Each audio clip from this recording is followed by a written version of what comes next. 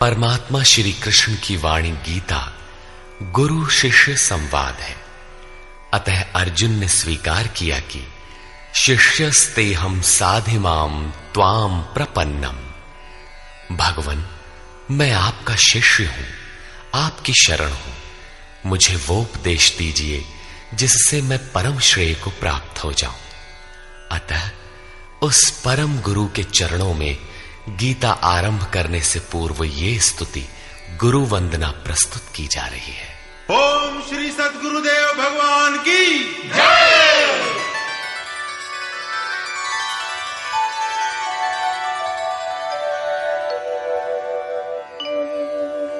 जय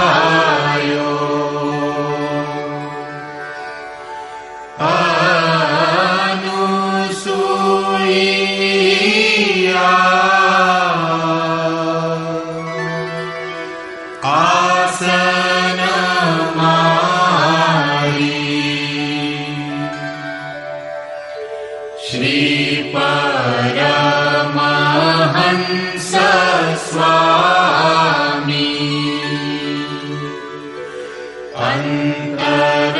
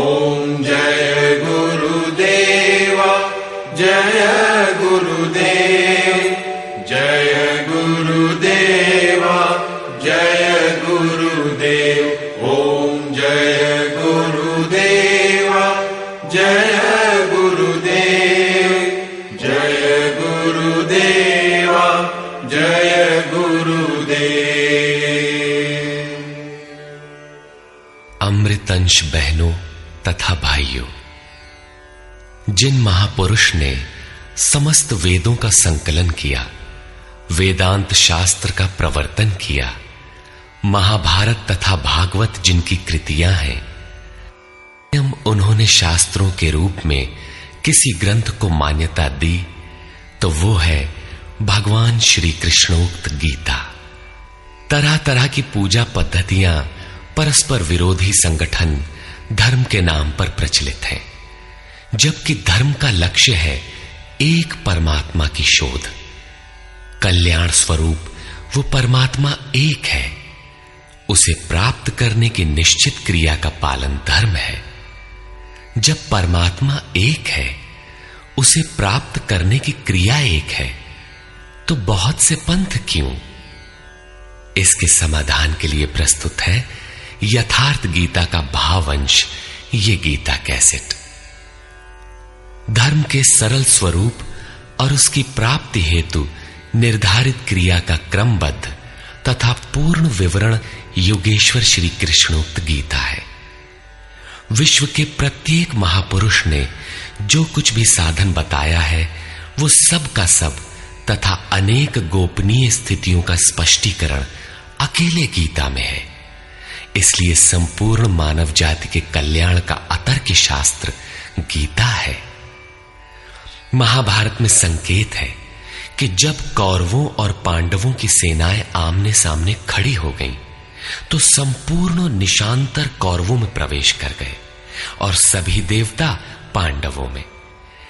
इस कथन से महर्षि व्यास ने स्पष्ट कर दिया कि गीता के सभी पात्र देवता या असुर हैं तथा प्रतीकात्मक हैं। प्रत्येक मनुष्य के अंतःकरण में दैवी और आसुरी दो प्रकृतियां अनादिकाल से हैं।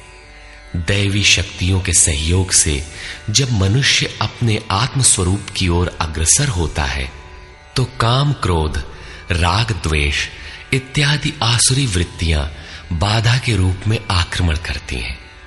उनका पार पाना ही वास्तविक युद्ध है। अर्जुन श्रेय के लिए विकल था। उसकी दृष्टि में श्रेय का उपाय था कुल धर्म, पिंडोदक क्रिया, वर्ण संकर से बचाव, कुल क्षय से बचने के लिए युद्ध न करना इत्यादि। मात्र इतनी सी शंका के समाधान हेतु भगवान को उसे 18 अध्याय गीता समझानी पड़ी। अंत में पूछा कि क्या तेरा मोह नष्ट हुआ? अर्जुन ने स्वीकार किया कि भगवान, मेरा मोह नष्ट हो गया और अब मैं वैसा ही करूंगा जैसा भगवान ने उपदेश दिया है। वस्तुतः ये केवल अर्जुन की शंका नहीं थी, बल्कि मानव मात्र की शंका है कि श्रेय क्या है, उसे कैसे प्राप्त करें। इसलिए स्त्री पुरुष, आबाल वृद्ध, मानव मात्र के लिए गीता के 18 अध्याय का अनुशीलन एवं नियमित पाठ नितांत आवश्यक है, जिससे ब्रह्म विधि की स्मृति सृजित रहे तथा बच्चों में भी इन कल्याणकारी संस्कारों का सृजन हो सके। इस गीता ज्ञान के बिना कोई भी मनुष्य उस ईश्वर के पथ पर नहीं चल सकता। अक्षय सुख, शाश्वत शांति, लोक में समृद्धि तथा मूल शंका समाधान हेतु इन कैसेटों का संकलन किया गया है। इसके नियमित श्रवण से संपूर्ण परिवार तथा स्वजन समुदाय को सुसंस्कृत करें। संसार में कहीं भी मनुष्य हो, उसके लिए गीता सदैव अमृत वाहिनी है। गीता आपका शास्त्र है। गौरव का विषय है कि 5000 वर्ष से भी अधिक अंतराल के बाद श्री कृष्ण का यथार्थ गायन आपके सम्मुख है। जन्म जन्मांतर की रूढ़ियों से ग्रस्त मस्तिष्क को स्वच्छ कर चिंतन के प्रशस्त पथ पर चलने के लिए इन कैसेटों का प्रसारण प्रातः अवश्य करें।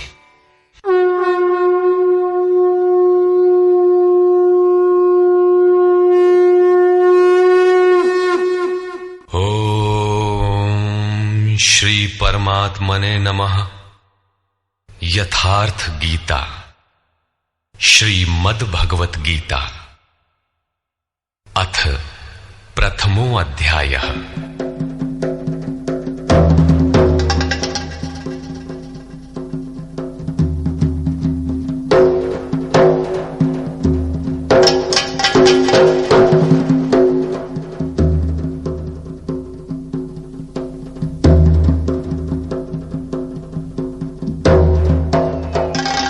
धृतराष्ट्र उवाच।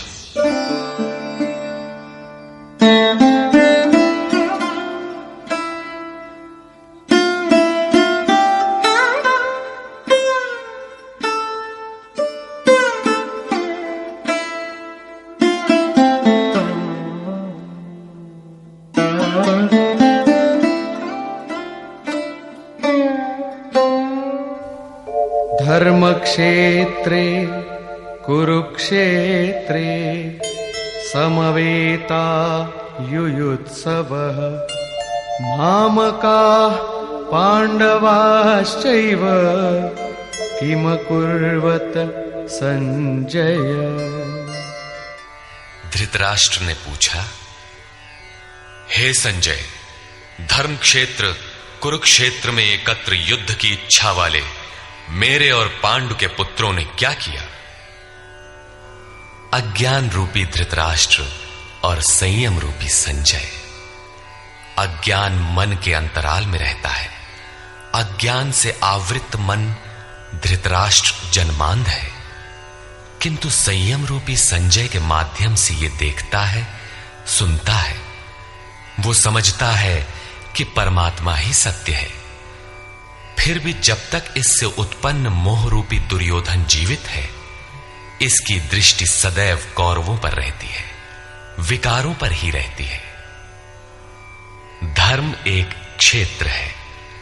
जब हृदय देश में दैवी संपत्ति का बाहुल्य होता है तो यह शरीर धर्म क्षेत्र बन जाता है, और जब इसमें आसुरी संपत्ति का बाहुल्य होता है तो यह शरीर कुरुक्षेत्र बन जाता है। कुरु अर्थात करो। यह शब्द आदेशात्मक है। भगवान श्री कृष्ण कहते हैं, प्रकृति से उत्पन्न तीनों गुणों द्वारा परवश होकर मनुष्य कर्म करता है। वो क्षण मात्र भी कर्म किए बिना नहीं रह सकता। गुण उससे करा लेते हैं। तीनों गुण मनुष्य को देवता से कीट पर्यंत शरीरों में ही बांधते हैं। जब तक प्रकृति और प्रकृति से उत्पन्न गुण जीवित हैं, तब तक कुरु लगा रहेगा। अतः जन्म मृत्यु वाला क्षेत्र, विकारों वाला क्षेत्र कुरुक्षेत्र है, और परम धर्म परमात्मा में प्रवेश दिलाने वाली पुण्यमयी प्रवृत्तियों का क्षेत्र धर्म क्षेत्र है। पुरातत्वविद पंजाब में काशी प्रयाग के मध्य तथा अनेकानेक स्थलों पर कुरुक्षेत्र की शोध में लगे हैं, किंतु गीताकार ने स्वयं बताया है कि जिस क्षेत्र में यह युद्ध हुआ वो कहां है। इदम शरीरम कौन्तेय क्षेत्र मित्य भिधीयते। अर्जुन, ये शरीर ही क्षेत्र है, और जो इसको जानता है, इसका पार पा लेता है, वो क्षेत्रज्ञ है। आगे इन्होंने क्षेत्र का विस्तार बताया, जिसमें 10 इंद्रियां, मन, बुद्धि, अहंकार, 5 विकार और 3 गुणों का वर्णन है। शरीर ही क्षेत्र है, एक अखाड़ा है। इसमें लड़ने वाली प्रवृत्तियां 2 हैं, दैवी संपद और आसुरी संपद। पांडु की संतान और धृतराष्ट्र की संतान सजातीय और विजातीय प्रवृत्तियां। अनुभवी महापुरुष की शरण जाने पर इन दोनों प्रवृत्तियों में संघर्ष का सूत्रपात होता है। यह क्षेत्र क्षेत्रज्ञ का संघर्ष है, और यही वास्तविक युद्ध है। विश्व युद्धों से इतिहास भरा पड़ा है, किंतु उनमें जीतने वालों को भी शाश्वत विजय नहीं मिलती। ये तो आपसी बदले हैं। प्रकृति का सर्वथा शमन करके प्रकृति से परे की सत्ता का दिग्दर्शन करना और उसमें प्रवेश पाना ही वास्तविक विजय है। यही एक ऐसी विजय है जिसके पीछे हार नहीं है। यही मुक्ति है जिसके पीछे जन्म मृत्यु का बंधन नहीं है। इस प्रकार अज्ञान से आच्छादित प्रत्येक मन संयम के द्वारा जानता है कि क्षेत्र क्षेत्रज्ञ के युद्ध में क्या हुआ। अब जैसा जिसके संयम का उत्थान है, वैसे वैसे उसे दृष्टि आती जाएगी। संजय उवाच।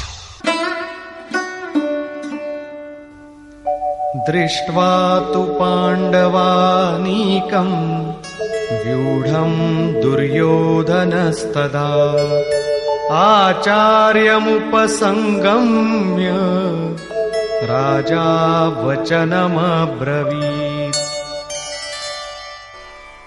उस समय राजा दुर्योधन ने व्यूह रचना युक्त पांडवों की सेना को देखकर द्रोणाचार्य के पास जाकर ये वचन कहा। द्वैत के आचरण ही द्रोणाचार्य हैं। जब जानकारी हो जाती है कि हम परमात्मा से अलग हो गए हैं, वहां उसकी प्राप्ति के लिए तड़प पैदा हो जाती है। तभी हम गुरु की तलाश में निकलते हैं। दोनों प्रवृत्तियों के बीच यही प्राथमिक गुरु है। यद्यपि बाद के सद्गुरु योगेश्वर श्री कृष्ण होंगे, जो योग की स्थिति वाले होंगे। राजा दुर्योधन आचार्य के पास जाता है। मोह रूपी दुर्योधन। मोह संपूर्ण व्याधियों का मूल है।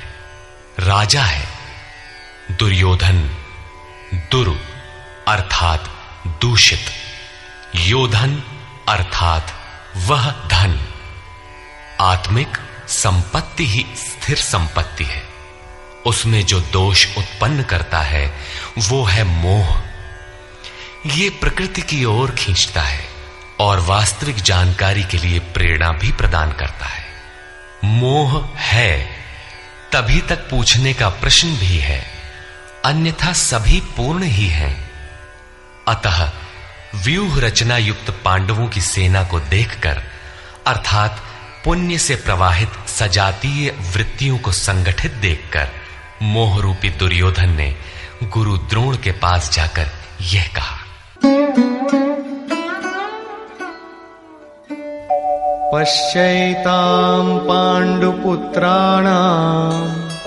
आचार्य महतीं चमू व्यूढां द्रुपदपुत्रेण तव शिष्येण धीमता।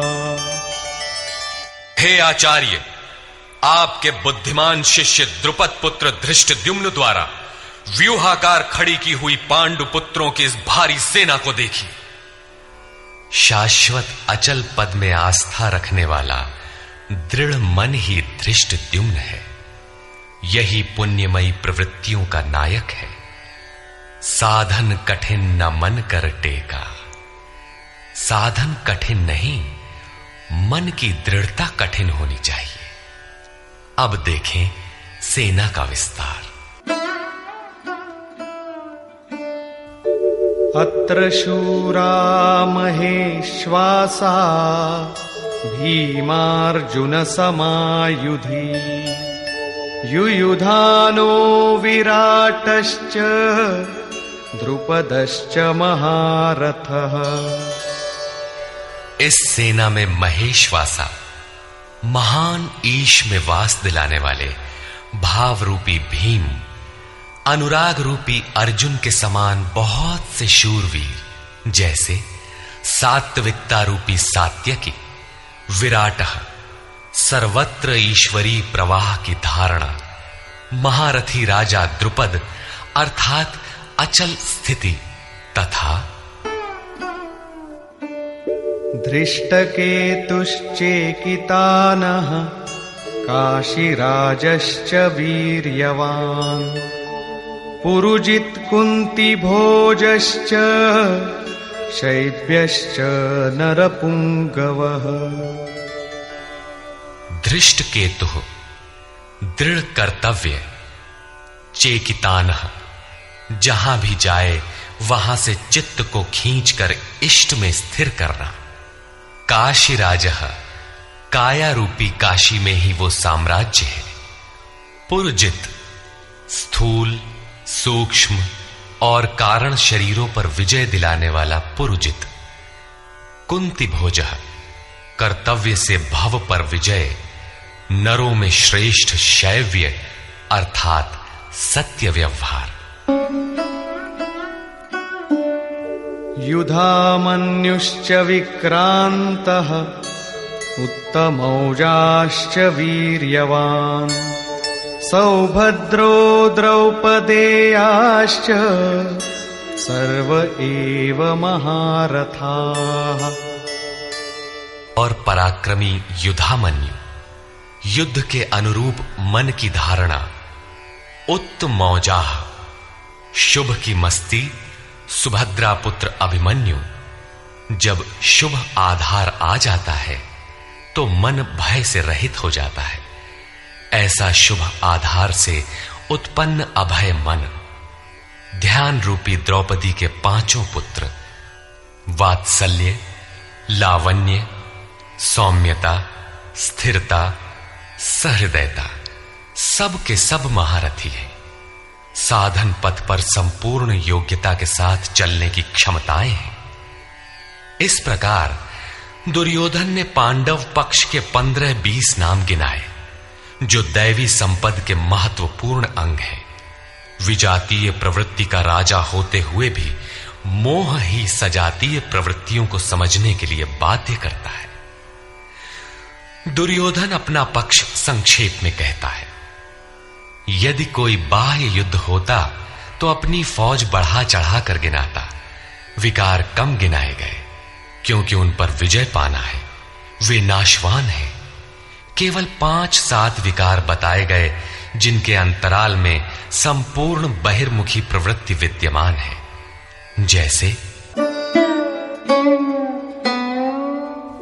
अस्माकं तु विशिष्टाये तान्निबोध द्विजोत्तम नायका मम सैन्यस्य संज्ञार्थं तान् ब्रवीमि ते। द्विजोत्तम, हमारे पक्ष में जो जो प्रधान हैं उन्हें भी आप समझ लें।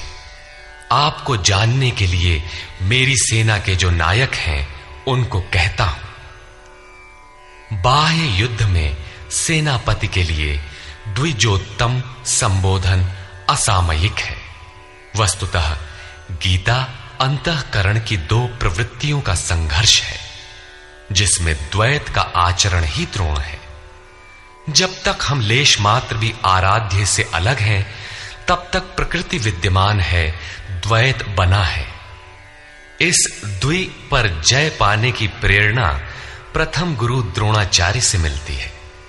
अधूरी शिक्षा ही पूर्ण जानकारी के लिए प्रेरणा प्रदान करती है। वो पूजा स्थली नहीं, वहां शौर्य सूचक संबोधन होना चाहिए। विजातीय प्रवृत्ति के नायक कौन कौन हैं?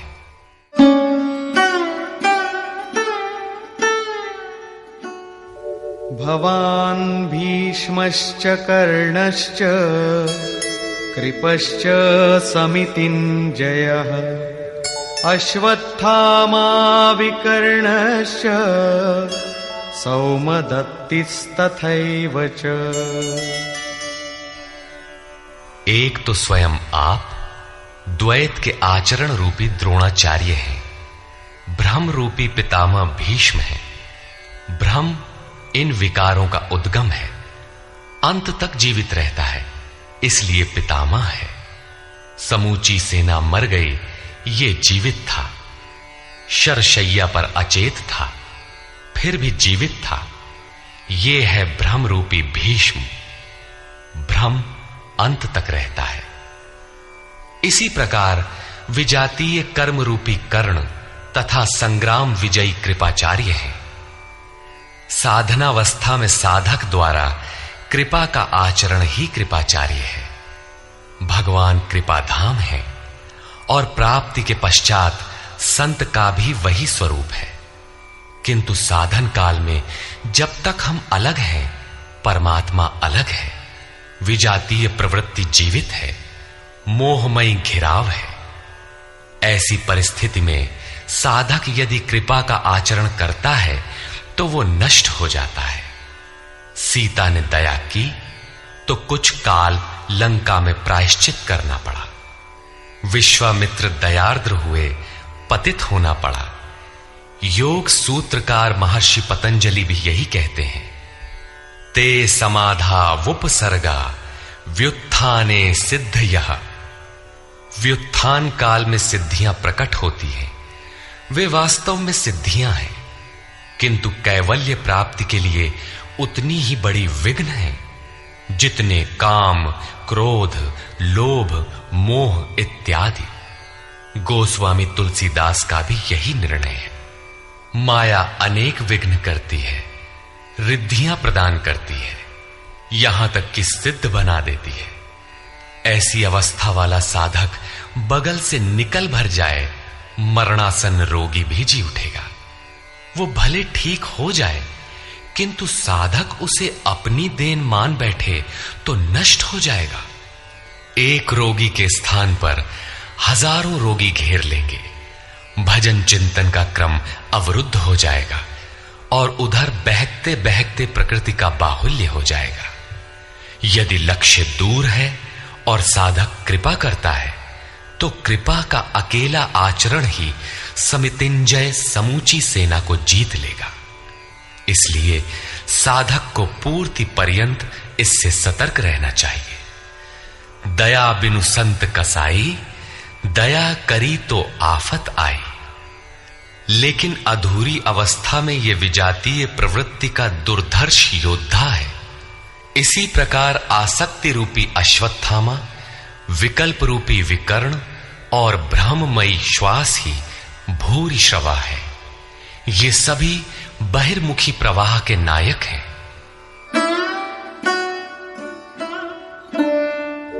अन्ये च बहवः शूराः मदर्थे त्यक्तजीविताः नानाशस्त्रः प्रहरणाः सर्वे युद्धविशारदाः। और भी बहुत से शूरवीर अनेक शस्त्रों से युक्त मेरे लिए जीवन की आशा को त्याग कर युद्ध में डटे हैं। सभी मेरे लिए प्राण त्यागने वाले हैं, किंतु उनकी कोई ठोस गणना नहीं है। अब कौन सी सेना किन भावों द्वारा सुरक्षित है, इस पर कहते हैं अपर्याप्तं तदस्माकं बलं भीष्माभिरक्षितम् पर्याप्तं त्विदमेतेषां बलं भीमाभिरक्षितम्। भीष्म द्वारा रक्षित हमारी सेना सब प्रकार से अजेय है और भीम द्वारा रक्षित इन लोगों की सेना जीतने में सुगम है। पर्याप्त और अपर्याप्त जैसे श्लिष्ट शब्द का प्रयोग दुर्योधन की आशंका को व्यक्त करता है। अतः देखना है कि भीष्म कौन सी सत्ता है जिस पर कौरव निर्भर करते हैं, तथा भीम कौन सी सत्ता है जिस पर दैवी संपद संपूर्ण पांडव निर्भर है। दुर्योधन अपनी व्यवस्था देता है कि अयनेषु च सर्वेषु यथा भागमवस्थिताः भीष्ममेवाभिरक्षन्तु भवन्तः सर्व एव हि। इसलिए सब मोर्चों पर अपनी अपनी जगह स्थित रहते हुए आप लोग सब के सब भीष्म की ही सब ओर से रक्षा करें। यदि भीष्म है तो हम अजेय हैं, इसलिए आप पांडवों से न लड़कर केवल भीष्म की ही रक्षा करें। कैसा योद्धा है भीष्म, जो स्वयं अपनी रक्षा नहीं कर पा रहा है, कौरवों को उसकी रक्षा व्यवस्था करनी पड़ रही है। यह कोई बाह्य योद्धा नहीं, ब्रह्म ही भीष्म है। जब तक ब्रह्म जीवित है तब तक विजातीय प्रवृत्तियां कौरव अजेय हैं।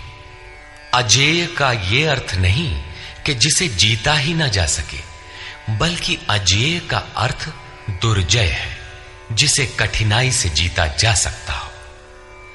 महा अजय संसार रिपु जीत सकई सो वीर। यदि भ्रम समाप्त हो जाए तो अविद्या अस्तित्वहीन हो जाए। मोह इत्यादि जो आंशिक रूप से बचे भी हैं, शीघ्र ही समाप्त हो जाएंगे। भीष्म की इच्छा मृत्यु थी, इच्छा ही भ्रम है। इच्छा का अंत और भ्रम का मिटना एक ही बात है। इसी को संत कबीर ने सरलता से कहा, इच्छा काया इच्छा माया इच्छा जग उपजाया। कह कबीर जे इच्छा विवर्जित ताका पार न पाया। जहां भ्रम नहीं होता वो अपार और अव्यक्त है। इस शरीर के जन्म का कारण इच्छा है, इच्छा ही माया है और इच्छा ही जगत की उत्पत्ति का कारण है। सो कामयत तदैक्षत बहुश्याम प्रजायेय इति। कबीर कहते हैं, जो इच्छाओं से सर्वथा रहित हैं, तिनका पार न पाया। वे अपार, अनंत, असीम तत्व में प्रवेश पा जाते हैं। यो कामो निष्काम आप्त काम आत्म कामो न तस्य प्राणा उत्क्रामंति ब्रह्म व सन ब्रह्माप्येति। जो कामनाओं से रहित आत्मा में स्थिर आत्म स्वरूप है, उसका कभी पतन नहीं होता। वो ब्रह्म के साथ एक हो जाता है। आरंभ में इच्छाएं अनंत होती हैं और अंततो गत्वा परमात्म प्राप्ति की इच्छा शेष रहती है। जब ये इच्छा भी पूरी हो जाती है, तब इच्छा भी मिट जाती है। यदि उससे भी बड़ी कोई वस्तु होती तो आप उसकी इच्छा अवश्य करते। जब उससे आगे कोई वस्तु है ही नहीं, तो इच्छा किसकी होगी? जब प्राप्त होने योग्य कोई वस्तु अप्राप्त न रह जाए, तो इच्छा भी समूल नष्ट हो जाती है और इच्छा के मिटते ही ब्रह्म का सर्वथा अंत हो जाता है। यही भीष्म की इच्छा मृत्यु है। भीम द्वारा रक्षित इन लोगों की सेना जीतने में सुगम है। भाव रूपी भीम, भावे विद्यते देवः। भाव में वो क्षमता है कि अविदित परमात्मा भी विदित हो जाता है। भाववस्य भगवान सुख निधान करुणा अयन। श्री कृष्ण ने इसे श्रद्धा कहकर संबोधित किया है। भाव में वो क्षमता है कि भगवान को भी वश में कर लेता है। भाव से ही संपूर्ण पुण्यमयी प्रवृत्ति का विकास है।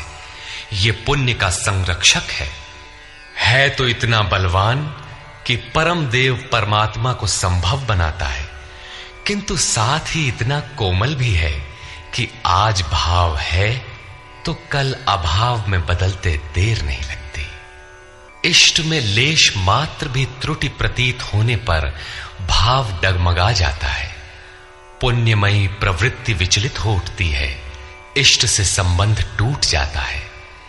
इसलिए भीम द्वारा रक्षित इन लोगों की सेना जीतने में सुगम है। महर्षि पतंजलि का भी यही निर्णय है। स तु दीर्घकाल नैरंतर्य सत्कारा सेवितो दृढ़ भूमि। दीर्घ काल तक निरंतर श्रद्धा भक्ति पूर्वक किया हुआ साधन ही दृढ़ हो पाता है।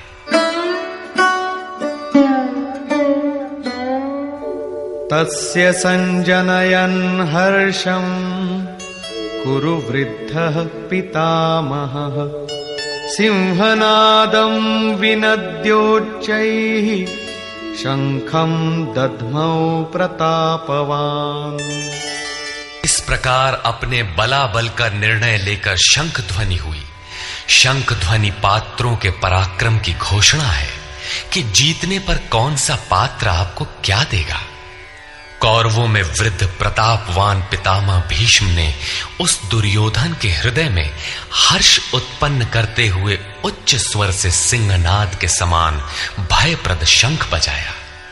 सिंह प्रकृति से भयावह पहलू का प्रतीक है। घोर जंगल के नीरव एकांत में शेर की दहाड़ कान में पड़ जाए तो रोंगटे खड़े हो जाएंगे, हृदय कांपने लगेगा। यद्यपि शेर आपसे मीलों दूर है। भय प्रकृति में होता है, परमात्मा में नहीं। वो तो अभय सत्ता है। ब्रह्म रूपी भीष्म यदि विजयी होता है तो प्रकृति के जिस भयारण्य में आप हैं उससे भी अधिक भय के आवरण में बांध देगा। भय की एक परत और बढ़ जाएगी, भय का आवरण घना हो उठेगा। ये भ्रम इसके अतिरिक्त और कुछ नहीं दे सकेगा। अतः प्रकृति से निवृत्ति ही गंतव्य का मार्ग है। संसार में प्रवृत्ति तो भवाटवी है, घोर अंधकार की छाया है। इसके आगे कौरवों की कोई घोषणा नहीं है। कौरवों की ओर से कई बाजे एक साथ बजे, किंतु कुल मिलाकर वे भी भय ही प्रदान करते हैं, इससे अधिक कुछ नहीं। प्रत्येक विकार कुछ न कुछ भय तो देता ही है।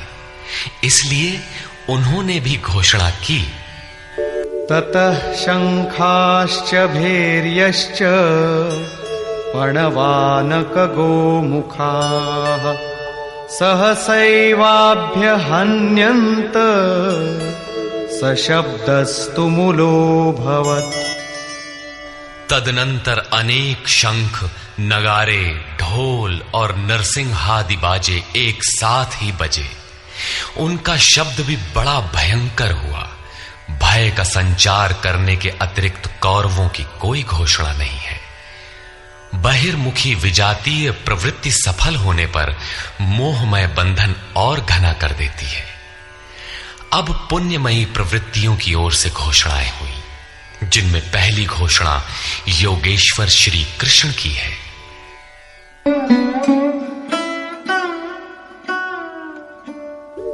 ततः श्वेतैर्हयैर्युक्ते महती स्यन्दने स्थितौ माधव पाण्डवश्चैव दिव्यौ शंखौ प्रदध्मतु। इसके उपरांत श्वेत घोड़ों से युक्त, जिनमें लेश मात्र कालिमा दोष नहीं है, श्वेत सात्विक निर्मलता का प्रतीक है। महति स्यन्दने, महान रथ पर बैठे हुए योगेश्वर श्री कृष्ण और अर्जुन ने भी अलौकिक शंख बजाए। अलौकिक का अर्थ है लोकों से परे। मृत्युलोक, देवलोक, ब्रह्मलोक, जहां तक जन्म मरण का भय है, उन समस्त लोकों से परे पारलौकिक, पारमार्थिक स्थिति प्रदान करने की घोषणा योगेश्वर श्री कृष्ण की है। सोने चांदी काठ का रथ नहीं, रथ अलौकिक, शंख अलौकिक, अतः घोषणा भी अलौकिक ही है। लोकों से परे एकमात्र ब्रह्म है, सीधा उससे संपर्क स्थापित कराने की घोषणा है। पांचजन्यं ऋषिकेशो देवदत्तं धनञ्जयः पौण्ड्रं दध्मौ महाशंखं भीमकर्मावृकोदरः। ऋषिकेशः, जो हृदय के सर्वस्व ज्ञाता है, उन कृष्ण ने 5 जन्य शंख बजाया। पांचों ज्ञानेंद्रियों को पंच तन्मात्राओं शब्द, स्पर्श, रूप, रस, गंध के रसों से समेटकर अपने जन भक्त की श्रेणी में ढालने की घोषणा की। विकराल रूप से बहकती हुई इंद्रियों को समेटकर उन्हें अपने सेवक की श्रेणी में खड़ा कर देना हृदय से प्रेरक सद्गुरु की देन है। श्री कृष्ण एक योगेश्वर सद्गुरु थे। शिष्यस्ते हम, भगवन मैं आपका शिष्य हूं। बाह्य विषय वस्तुओं को छोड़कर ध्यान में इष्ट के अतिरिक्त दूसरा न देखें, दूसरा न सुने, न दूसरे का स्पर्श करें। ये सद्गुरु के अनुभव संचार पर निर्भर करता है।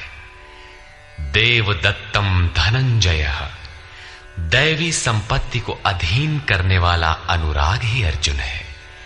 इष्ट के अनुरूप लगाव, जिसमें विरह, वैराग्य, अश्रुपात हो। गदगद गिरा नयन बह नीरा, रोमांच हो। इष्ट के अतिरिक्त अन्य विषय वस्तु का लेश मात्र टकराव न होने पाए, उसी को अनुराग कहते हैं।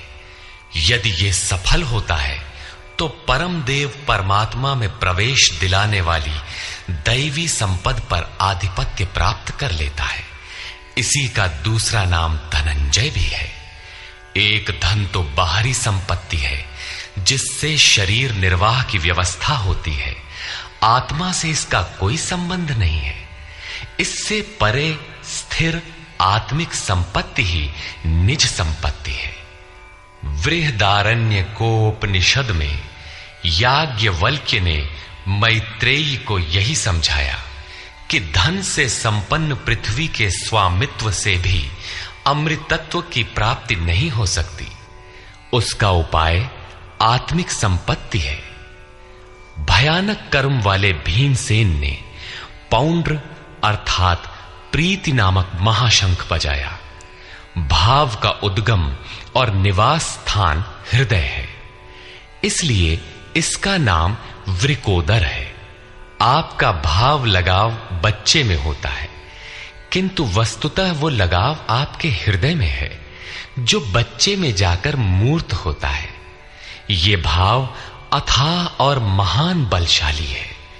उसने प्रीति नामक महाशंख बजाया। भाव में ही वो प्रीति निहित है, इसीलिए भीम ने पौंड्र प्रीति नामक महाशंख बजाया। भाव महान बलवान है, किंतु प्रीति संचार के माध्यम से। हरि व्यापक सर्वत्र समाना, प्रेम ते प्रकट हो ही मैं जाना। अनंत विजयम राजा कुंती पुत्रो युधिष्ठिरः नकुलः सहदेवश्च सुघोषमणिपुष्पकौ। कुंती पुत्र राजा युधिष्ठिर ने अनंत विजय नामक शंख बजाया। कर्तव्य रूपी कुंती और धर्म रूपी युधिष्ठिर। धर्म पर स्थिरता रहेगी तो अनंत विजयम अनंत परमात्मा में स्थिति दिलाएगा। युद्धे स्थिरः सह युधिष्ठिरः। प्रकृति पुरुष क्षेत्र क्षेत्रज्ञ के संघर्ष में स्थिर रहता है, महान दुख से भी विचलित नहीं होता। तो एक दिन जो अनंत है, जिसका अंत नहीं है, वो है परम तत्व परमात्मा, उस पर विजय दिला देता है। नियम रूपी नकुल ने सुघोष नामक शंख बजाया। ज्यों ज्यों नियम उन्नत होगा, अशुभ का शमन होता जाएगा, शुभ घोषित होता जाएगा। सत्संग रूपी सहदेव ने मणिपुष्पक शंख बजाया। मनीषियों ने प्रत्येक श्वास को बहुमूल्य मणि की संज्ञा दी है। हीरा जैसी श्वासा बातों में बीती जाए। एक सत्संग तो वो है जो आप सत्पुरुषों की वाणी से सुनते हैं, किंतु यथार्थ सत्संग आंतरिक है। श्री कृष्ण के अनुसार आत्मा ही सत्य है, सनातन है। चित्त सब ओर से सिमटकर आत्मा की संगत करने लगे, यही वास्तविक सत्संग है। ये सत्संग चिंतन, ध्यान और समाधि के अभ्यास से संपन्न होता है। ज्यों ज्यों सत्य के सान्निध्य में सुरत टिकती जाएगी, त्यों त्यों एक एक श्वास पर नियंत्रण मिलता जाएगा। मन सहित इंद्रियों का निरोध होता जाएगा। जिस दिन सर्वथा निरोध होगा, वस्तु प्राप्त हो जाएगी। वाद्य यंत्रों की तरह चित्त का आत्मा के स्वर में स्वर मिलाकर संगत करना ही सत्संग है। बाह्य मणि कठोर है, किंतु श्वास मणि पुष्प से भी कोमल है। पुष्प तो विकसित होने या टूटने पर कुम्हलाता है, किंतु आप अगले श्वास तक जीवित रहने की गारंटी नहीं दे सकते। किंतु सत्संग सफल होने पर प्रत्येक श्वास पर नियंत्रण दिलाकर परम लक्ष्य की प्राप्ति करा देता है। इसके आगे पांडवों की कोई घोषणा नहीं है, किंतु प्रत्येक साधन कुछ न कुछ निर्मलता के पथ में दूरी तय करता है। आगे कहते हैं,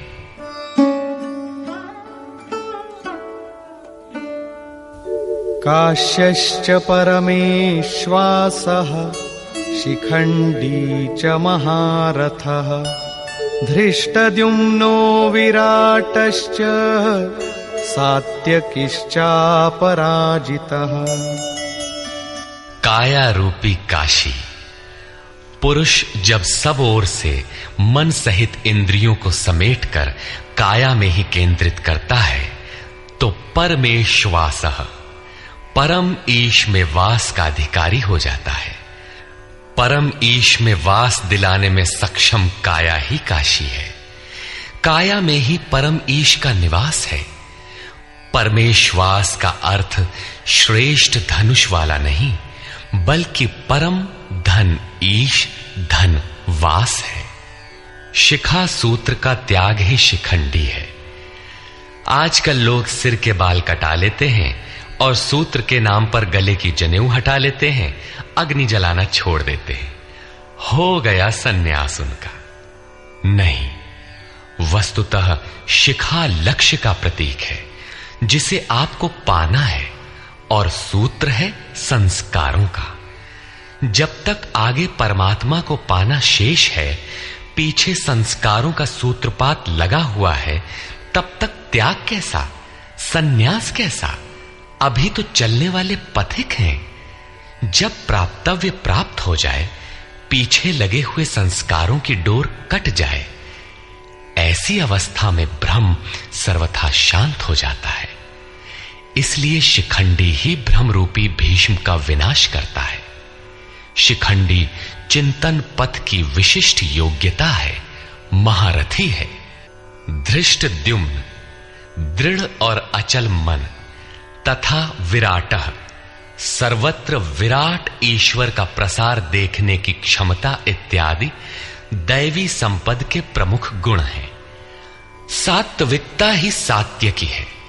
सत्य के चिंतन की प्रवृत्ति अर्थात सात्विकता यदि बनी है तो कभी गिरावट नहीं आने पाएगी, इस संघर्ष में पराजित नहीं होने देगी। द्रुपदो द्रौपदेयाश्च सर्वशः पृथिवीपते सौभद्रश्च महाबाहुः शंखान् दद्मुः पृथक् पृथक्। अचल पददायक द्रुपद और ध्यान रूपी द्रौपदी के पांचों पुत्र सहृदयता, वात्सल्य, लावण्य, सौम्यता इत्यादि साधन में महान सहायक महारथी हैं तथा बड़ी भुजा वाला अभिमन्यु, इन सब ने पृथक पृथक शंख बजाए। भुजा कार्यक्षेत्र का प्रतीक है। जब मन भय से रहित हो जाता है तो उसकी पहुंच दूर तक हो जाती है। हे राजन, इन सब ने अलग अलग शंख बजाए, कुछ न कुछ दूरी सभी तय कराते हैं। इनका पालन आवश्यक है, इसलिए इनके नाम गिनाए। इसके अतिरिक्त कुछ दूरी ऐसी भी है जो मन बुद्धि से परे है। भगवान स्वयं ही अंतःकरण में विराज कर तय कराते हैं। इधर दृष्टि बनकर आत्मा से खड़े हो जाते हैं और सामने स्वयं खड़ा होकर अपना परिचय करा लेते हैं। सघोषोधार्तराष्ट्राणाम् हृदयानि व्यदारयत् नभश्च पृथिवीं चैव तुमुलो व्यनुनादयन्। उस घोर शब्द ने आकाश और पृथ्वी को भी शब्दायमान करते हुए धृतराष्ट्र पुत्रों के हृदय विदीर्ण कर दिए। सेना तो पांडवों की ओर भी थी, किंतु हृदय विदीर्ण हुए धृतराष्ट्र पुत्रों के। वस्तुतः पांचजन्य दैवी शक्ति पर आधिपत्य, अनंत पर विजय, अशुभ का शमन और शुभ की घोषणा धारावाही होने लगे तो कुरुक्षेत्र आसुरी संपद, बहिर्मुखी प्रवृत्तियों का हृदय विदीर्ण हो जाएगा। उनका बल शनैः शनैः क्षीण होने लगता है। सर्वथा सफलता मिलने पर मोहमयी प्रवृत्तियां सर्वथा शांत हो जाती हैं।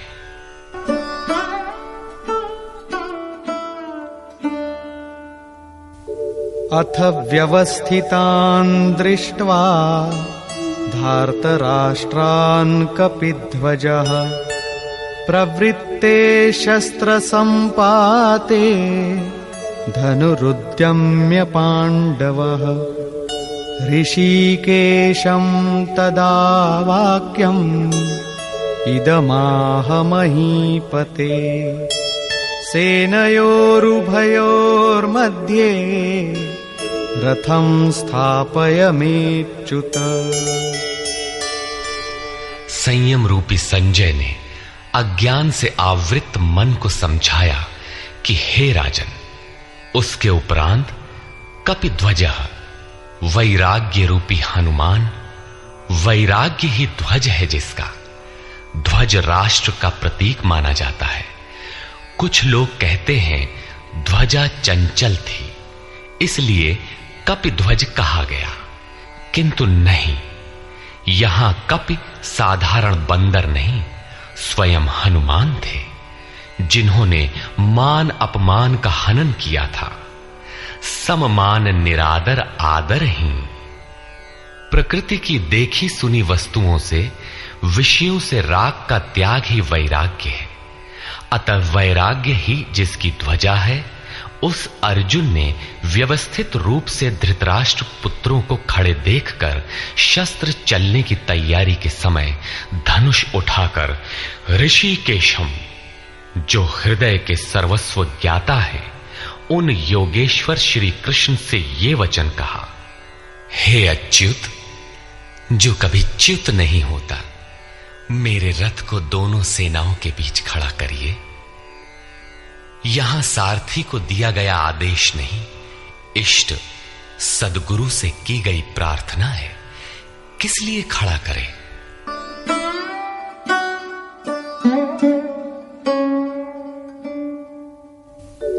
यावदेतान् निरीक्षेऽहं योद्धुकामानवस्थितान्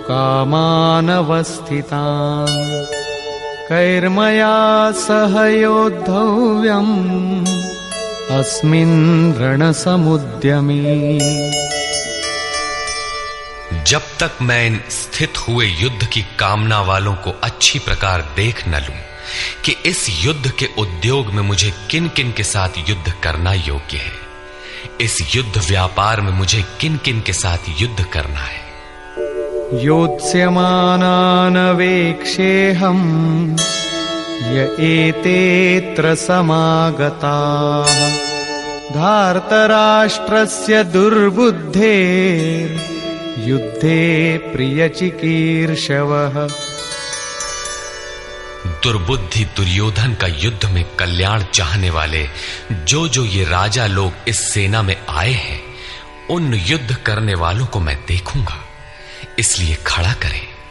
मोह रूपी दुर्योधन, मोहमयी प्रवृत्तियों का कल्याण चाहने वाले जो राजा इस युद्ध में आए हैं, उनको मैं देख लूं। संजय उवाच।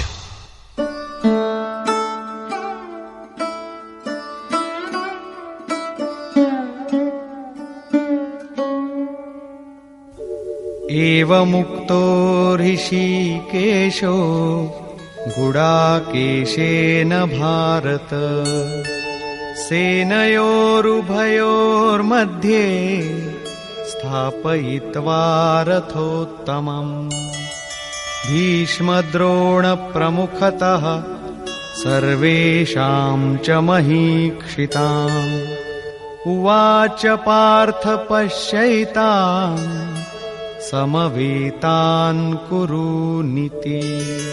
संजय बोला, निद्राजयी अर्जुन द्वारा इस प्रकार कहे जाने पर हृदय के ज्ञाता श्री कृष्ण ने दोनों सेनाओं के बीच भीष्म, द्रोण और महीक्षिताम, शरीर रूपी पृथ्वी पर अधिकार जमाए हुए संपूर्ण राजाओं के बीच उत्तम रथ को खड़ा करके कहा कि पार्थ, इन इकट्ठे हुए कौरवों को देख, यहां उत्तम रथ सोने चांदी का रथ नहीं है।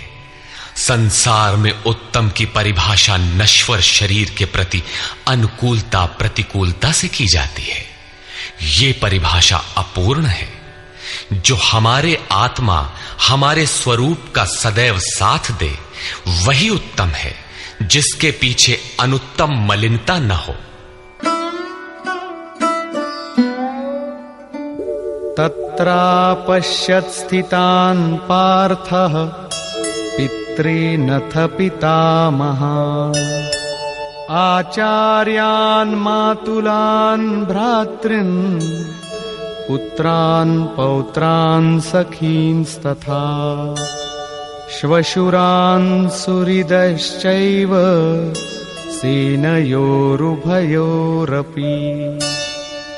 इसके उपरांत अचूक लक्ष्य वाले पार्थिव शरीर को रथ बनाने वाले पार्थ ने उन दोनों सेनाओं में स्थित पिता के भाइयों को, पितामहों को, आचार्यों को, मामाओं को, भाइयों को, पुत्रों को, पौत्रों को, मित्रों को, श्वसुरों को और सुहृदों को देखा।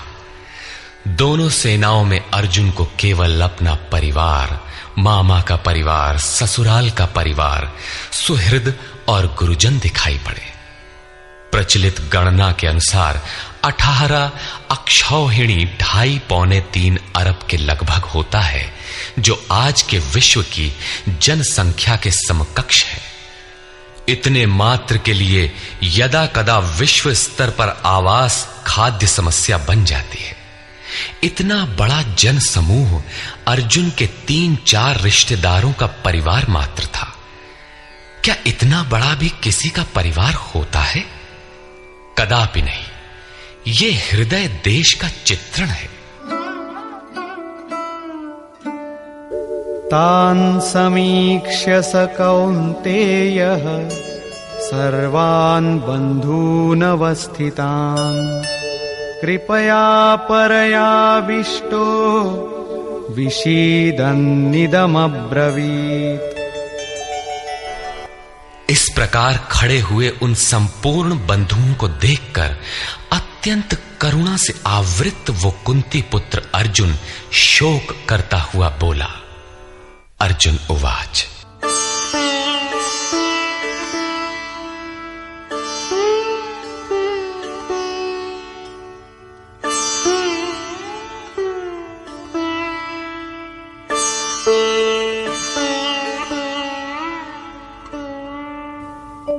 दृष्ट्वेमं स्वजनं कृष्ण युयुत्सुं समुपस्थितम् सीदन्ति मम गात्राणि मुखं च परिशुष्यति वेपथुश्च शरीरे मे रोमहर्षश्च जायते।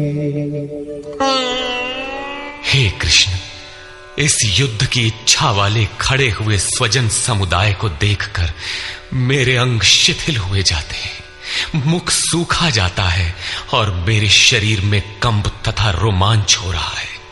इतना ही नहीं, गांडीवं स्रंसते हस्तात् त्वक्चैव परिदह्यते न च शक्नोम्यवस्थातुं भ्रमतीव च मे मनः। हाथ से गांडीव गिरता है, त्वचा भी जल रही है। अर्जुन को ज्वर सा हो आया, संतप्त हो उठा कि ये कैसा युद्ध है जिसमें स्वजन ही खड़े हैं। अर्जुन को भ्रम हो गया। वो कहता है, अब मैं खड़ा रह पाने में भी अपने को असमर्थ पा रहा हूं। अब आगे देखने की सामर्थ्य नहीं है। निमित्तानि च पश्यामि विपरीतानि केशव न च श्रेयोनुपश्यामि हत्वा स्वजनमाहवे। हे केशव, इस युद्ध का लक्षण भी विपरीत ही देखता हूं। युद्ध में अपने कुल को मारकर परम कल्याण भी नहीं देखता हूं। कुल को मारने से कल्याण कैसे होगा?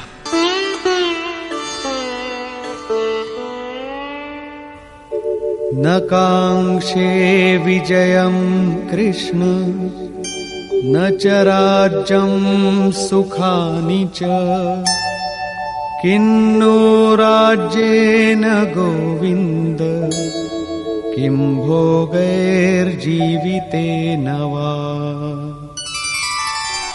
संपूर्ण परिवार युद्ध के मुहाने पर है। इन्हें युद्ध में मारकर विजय से मिलने वाला राज्य और राज्य से मिलने वाला सुख अर्जुन को नहीं चाहिए। वो कहता है, हे श्री कृष्ण, मैं विजय नहीं चाहता, राज्य तथा सुख भी नहीं चाहता। हे गोविंद, हमें राज्य या भोग अथवा जीवन से भी क्या प्रयोजन है? क्यों?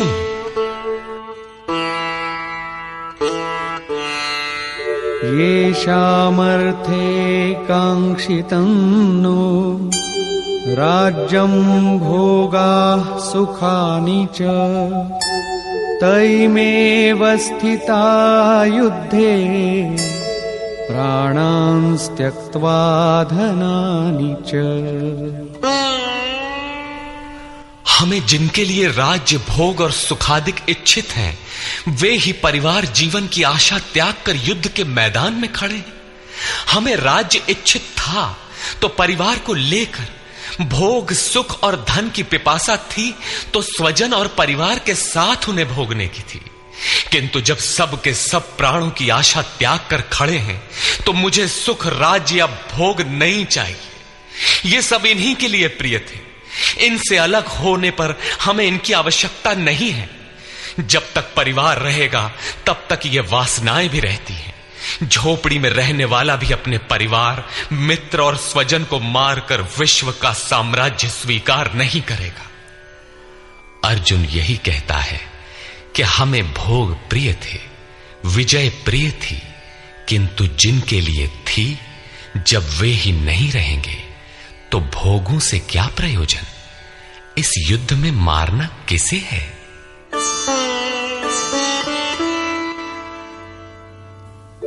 आचार्याः पितरः पुत्राः तथैव च पितामहाः मातुलाः श्वशुराः पौत्राः शालाः संबंधिनस्तथा। इस युद्ध में ताऊ, चाचे, लड़के और इसी प्रकार दादा, मामा, श्वसुर, पोते, साले तथा समस्त संबंधी ही हैं।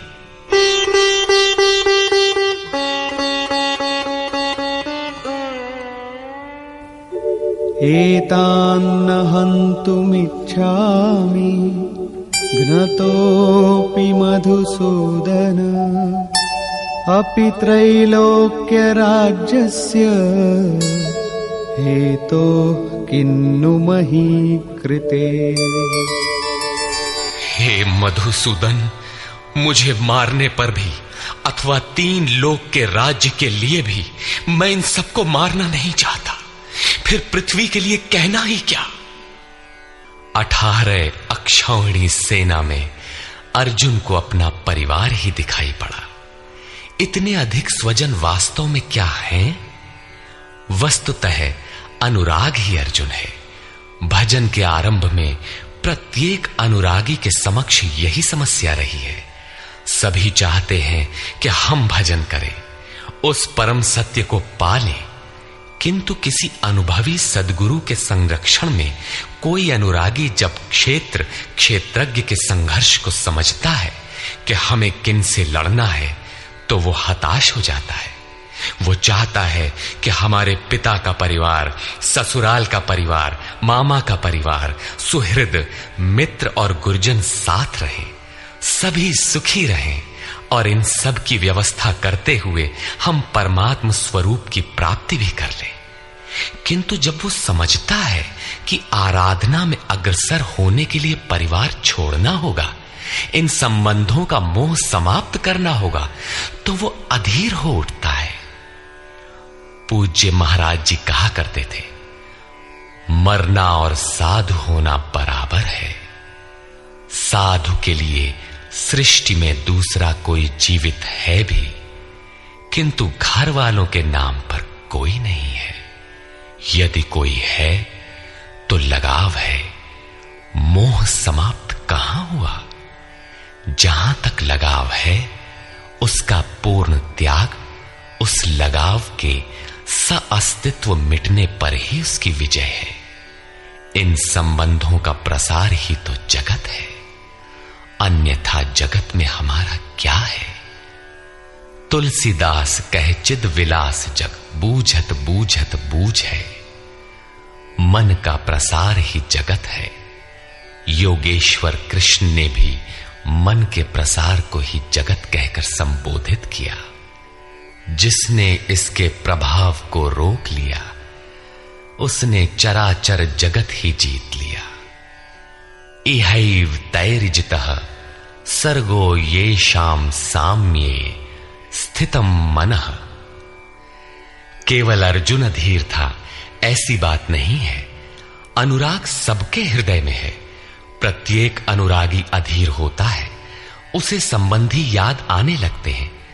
पहले वो सोचता था कि भजन से कुछ लाभ होगा तो ये सब सुखी होंगे, इनके साथ रहकर उसे भोगेंगे।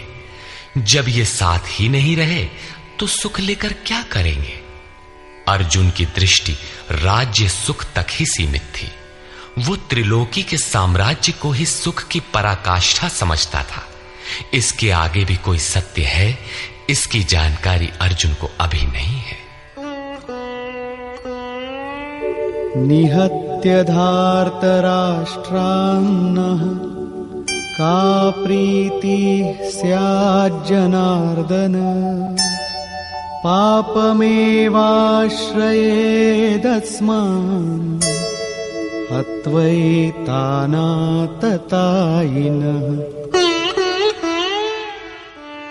हे जनार्दन, धृतराष्ट्र के पुत्रों को मारकर भी हमें क्या प्रसन्नता होगी।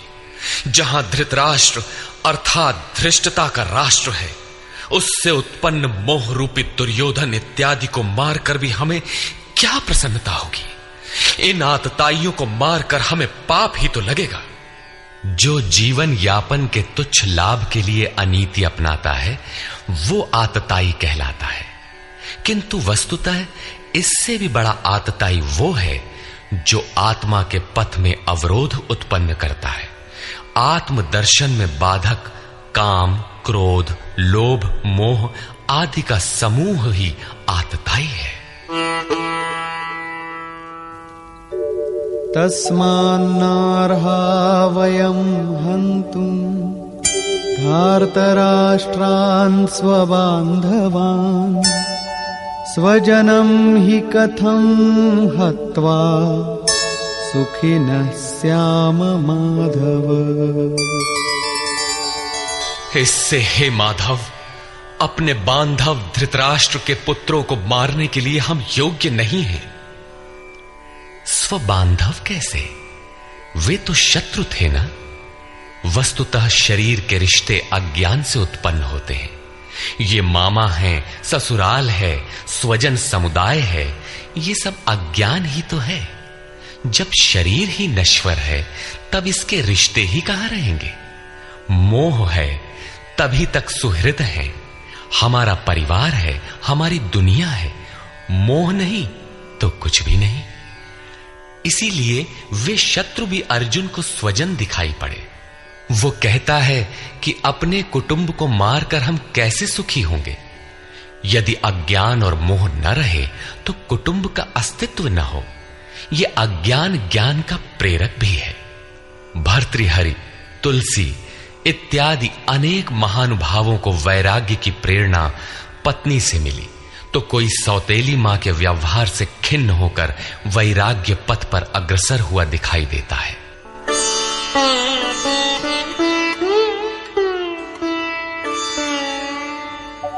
यद्यप्येतेन पश्यन्ति लोभोपहत चेतसः कुलक्षयकृतं दोषं मित्रद्रोहे च पातकम्। यद्यपि लोभ से भ्रष्ट चित्त हुए ये लोग कुल नाश के दोष और मित्र द्रोह के पाप को नहीं देखते हैं, ये उनकी कमी है। फिर भी कथं न ज्ञेयमस्माभिः पापादस्मान्निवर्तितुं कुलक्षयकृतं दोषं प्रपश्यद्भिर्जनार्दन। हे जनार्दन, कुल नाश से होने वाले दोषों को जानने वाले हम लोगों को इस पाप से हटने के लिए क्यों नहीं विचार करना चाहिए? मैं ही पाप करता हूं ऐसी बात नहीं, आप भी भूल करने जा रहे हैं। कृष्ण पर भी आरोप लगाया। अभी वो समझ में अपने को कृष्ण से कम नहीं मानता। प्रत्येक नया साधक सद्गुरु की शरण जाने पर इसी प्रकार तर्क करता है और अपने को जानकारी में कम नहीं समझता। यही अर्जुन भी कहता है कि ये भले न समझें, किंतु हम आप तो समझदार हैं। कुल नाश के दोषों पर हमें विचार करना चाहिए। कुल नाश में दोष क्या है? कुलक्षये प्रणश्यन्ति कुलधर्माः सनातनाः धर्मे नष्टे कुलं कृत्स्नम् अधर्मोऽभिभवत्युत। कुल के नाश होने से सनातन कुल धर्म नष्ट हो जाते हैं। अर्जुन कुल धर्म कुलाचार को ही सनातन धर्म समझ रहा था। धर्म के नाश होने पर संपूर्ण कुल को पाप भी बहुत दबा लेता है। अधर्माभिभवात् कृष्ण प्रदुष्यन्ति कुलस्त्रियः स्त्रीषु दुष्टासु वार्ष्णेय जायते वर्णसंकरः। हे कृष्ण, पाप के अधिक बढ़ जाने से कुल की स्त्रियां दूषित हो जाती हैं। हे वार्ष्णेय, स्त्रियों के दूषित होने पर वर्ण संकर उत्पन्न होता है। अर्जुन की मान्यता थी कि कुल की स्त्रियों के दूषित होने से वर्ण संकर होता है, किंतु श्री कृष्ण ने इसका खंडन करते हुए आगे बताया कि मैं अथवा स्वरूप में स्थित महापुरुष यदि आराधना क्रम में भ्रम उत्पन्न कर दे तब वर्ण संकर होता है। वर्ण संकर के दोषों पर अर्जुन प्रकाश डालता है।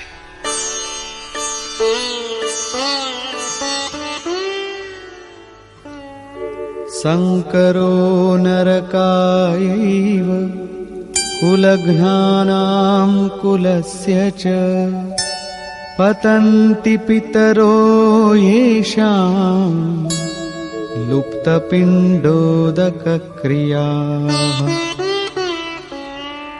वर्ण संकर कुल घातियों और कुल को नरक में ले जाने के लिए ही होता है। लुप्त हुई पिंड क्रिया वाले इनके पितर लोग भी गिर जाते हैं। वर्तमान नष्ट हो जाता है, अतीत के पितर गिर जाते हैं और भविष्य वाले भी गिरेंगे। इतना ही नहीं,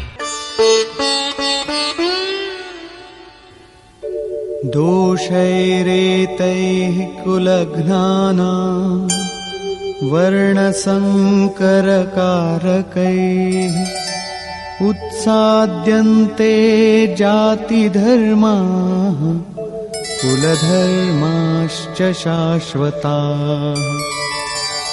इन वर्ण संकर कारक दोषों से कुल और कुलघातियों के सनातन कुल धर्म और जाति धर्म नष्ट हो जाते हैं। अर्जुन मानता था कि कुल धर्म सनातन है, कुल धर्म ही शाश्वत है, किंतु श्री कृष्ण ने इसका खंडन किया और आगे बताया कि आत्मा ही सनातन शाश्वत धर्म है। वास्तविक सनातन धर्म को जानने से पहले मनुष्य धर्म के नाम पर किसी न किसी रूढ़ी को जानता है। ठीक इसी प्रकार अर्जुन भी जानता है, जो कृष्ण के शब्दों में एक रूढ़ी है।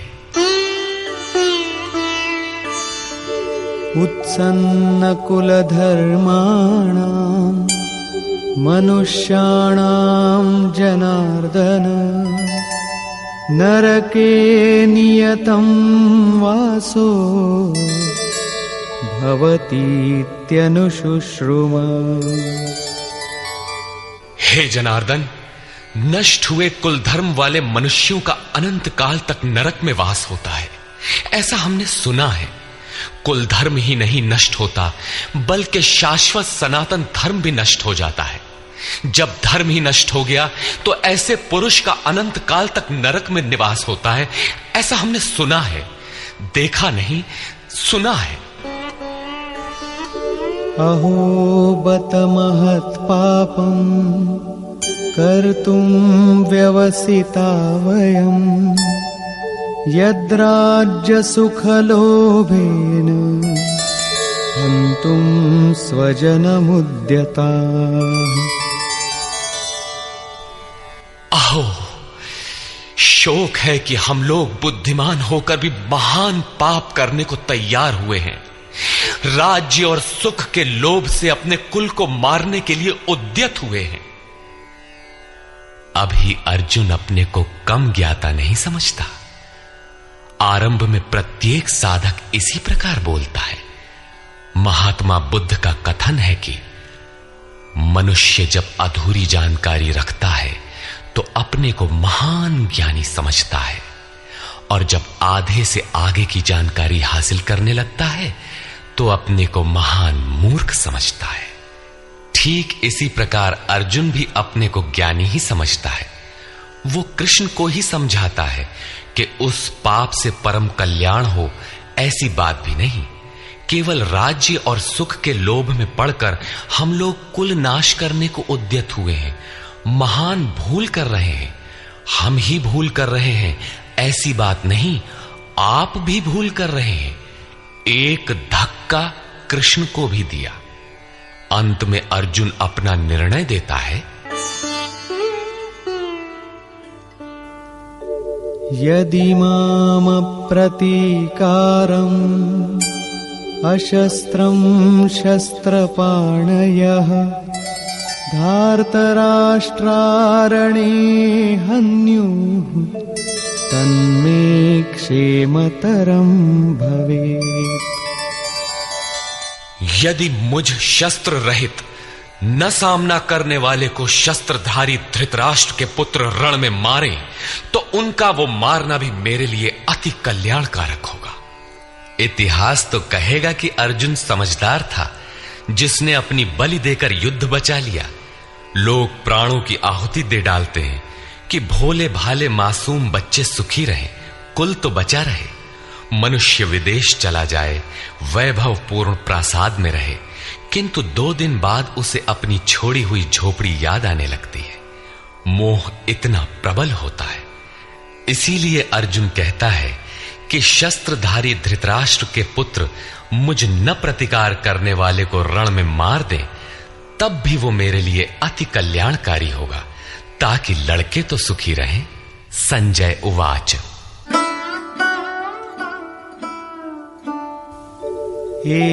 एवमुक्त्वार्जुनः संख्ये रथोपस्थ उपाविशत् विसृज्य सशरं चापं शोकसंविघ्नमानसः। संजय बोला कि रणभूमि में शोक से उद्विग्न मन वाला अर्जुन इस प्रकार कहकर बाण सहित धनुष को त्याग कर रथ के पिछले भाग में बैठ गया, अर्थात क्षेत्र क्षेत्रज्ञ के संघर्ष में भाग लेने से पीछे हट गया। निष्कर्ष, गीता क्षेत्र क्षेत्रज्ञ के युद्ध का निरूपण है। यह ईश्वरीय विभूतियों से संपन्न भगवत स्वरूप को दिखाने वाला गायन है।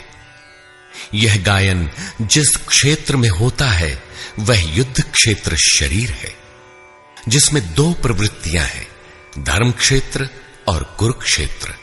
उन सेनाओं का स्वरूप और उनके बल का आधार बताया। शंख ध्वनि से उनके पराक्रम की जानकारी मिली। तदनंतर जिस सेना से लड़ना है उसका निरीक्षण हुआ, जिसकी गणना 18 अक्षौहिणी अर्थात लगभग 6.5 अरब कही जाती है, किंतु वस्तुतः वे अनंत हैं। प्रकृति के दृष्टिकोण 2 हैं, एक इष्टोन्मुखी प्रवृत्ति दैवी संपद, दूसरी बहिर्मुखी प्रवृत्ति आसुरी संपद। दोनों प्रकृति ही हैं। एक इष्ट की ओर उन्मुख करती है, परम धर्म परमात्मा की ओर ले जाती है, और दूसरी प्रकृति में विश्वास दिलाती है। पहले दैवी संपद को साध कर आसुरी संपद का अंत किया जाता है, फिर शाश्वत सनातन परब्रह्म के दिग्दर्शन और उसमें स्थिति के साथ दैवी संपद की आवश्यकता शेष हो जाती है। युद्ध का परिणाम निकल आता है। अर्जुन को सैन्य निरीक्षण में अपना परिवार ही दिखाई पड़ता है, जिसे मारना है। जहां तक संबंध है उतना ही जगत है। अनुराग के प्रथम चरण में पारिवारिक मोह बाधक बनता है। साधक जब देखता है कि मधुर संबंधों में इतना विच्छेद हो जाएगा जैसे वे थे ही नहीं, तो उसे घबराहट होने लगती है। स्वजनासक्ति को मारने में उसे अकल्याण दिखाई देने लगता है। वह प्रचलित रूढ़ियों में अपना बचाव ढूंढने लगता है, जैसा अर्जुन ने किया। उसने कहा, कुल धर्म ही सनातन धर्म है। इस युद्ध से सनातन धर्म नष्ट हो जाएगा। कुल की स्त्रियां दूषित होंगी। वर्ण संकर पैदा होगा, जो कुल और कुलघातियों को अनंत काल तक नरक में ले जाने के लिए ही होता है। अर्जुन अपनी समझ से सनातन धर्म की रक्षा के लिए विकल है। उसने श्री कृष्ण से अनुरोध किया कि हम लोग समझदार होकर भी यह महान पाप क्यों करें। अर्थात श्री कृष्ण भी पाप करने जा रहे हैं। अंततोगत्वा पाप से बचने के लिए मैं युद्ध नहीं करूंगा, ऐसा कहता हुआ हताश अर्जुन रथ के पिछले भाग में बैठ गया। क्षेत्रज्ञ के संघर्ष से पीछे हट गया। टीकाकारों ने इस अध्याय को अर्जुन विषाद योग कहा है। अर्जुन अनुराग का प्रतीक है। सनातन धर्म के लिए विकल होने वाले अनुरागी का विषाद योग का कारण बनता है। यही विषाद मनु को हुआ था। हृदय बहुत दुख लाग, जन्म गयऊ हरि भगति बिनु। संशय में पड़कर ही मनुष्य विषाद करता है। उसे संदेह था कि वर्ण संकर पैदा होगा जो नरक में ले जाएगा। सनातन धर्म के नष्ट होने का भी उसे विषाद था। अतः संशय विषाद योग का सामान्य नामकरण इस अध्याय के लिए उपयुक्त है।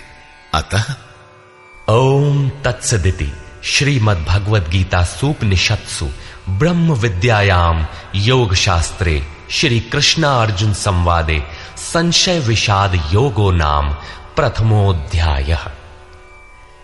इस प्रकार स्वामी अड़गड़ानंद कृत श्रीमद् भगवद गीता के भाष्य यथार्थ गीता का प्रथम अध्याय पूर्ण होता है।